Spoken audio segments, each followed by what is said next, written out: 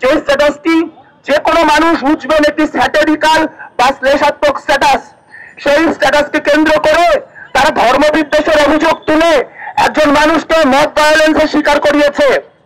আমরা বলতে চাই এটা খুবই বিপজ্জনক খেলা, কারণ কাল এই খেলার শিকার যে আপনি হবেন না তা বলা যায় না।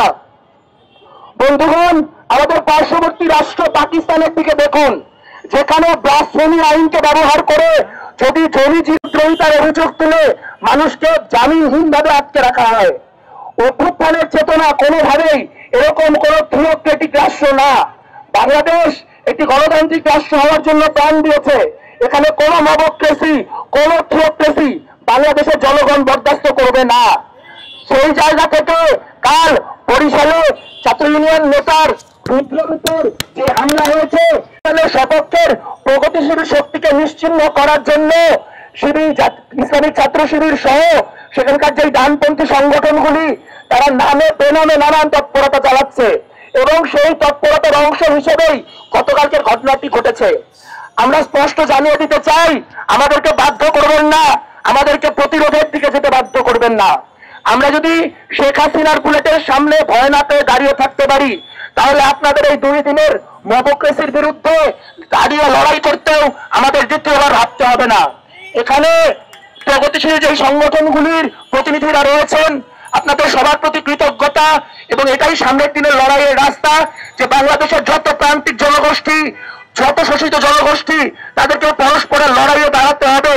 তার মধ্যে দিয়েই নারী প্রশ্ন, মাজার প্রশ্ন, অবিশ্বাসীর প্রশ্ন বা শ্রমিকের প্রশ্ন বা মেয়নতির প্রশ্ন, সেই প্রশ্নগুলোকে আমাদের ডিল করতে হবে।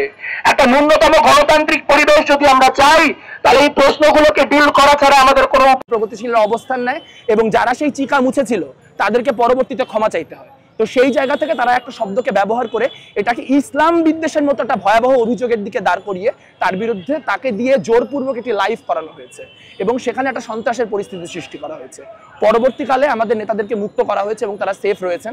কিন্তু এইভাবে যে ধর্মকে অজুহাত করে বা ধর্মকে ঢাল হিসেবে ব্যবহার করে মানুষের বাক স্বাধীনতা রুদ্ধ করার চেষ্টা হচ্ছে, সেটা নিয়ে আমরা খুবই কনসার্ন। আজকে হয়তো ছাত্র ইউনিয়নের একজন নেতার সাথে হয়েছে, কিন্তু কালকে এই জিনিস যে সাধারণ জনগণের সাথে ঘটবে না তা বলার কোনো উপায় নাই।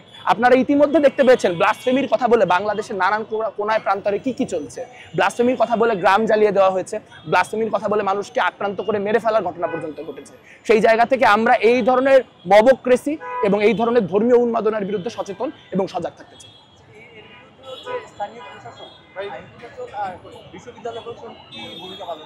বিশ্ববিদ্যালয় প্রশাসনের ভূমিকা আসলে সত্যি কথা বলতে আজকে সারাদিন আমরা জানি না। এটা আপনারা একটু জানার চেষ্টা করেন, আমরা বাই টুমোরো বুঝতে পারবো যে বিশ্ববিদ্যালয় প্রশাসনের অবস্থান কি। তবে তাদেরকে মুক্ত করা সম্ভব হয়েছে, এটুকু বলা যাচ্ছে।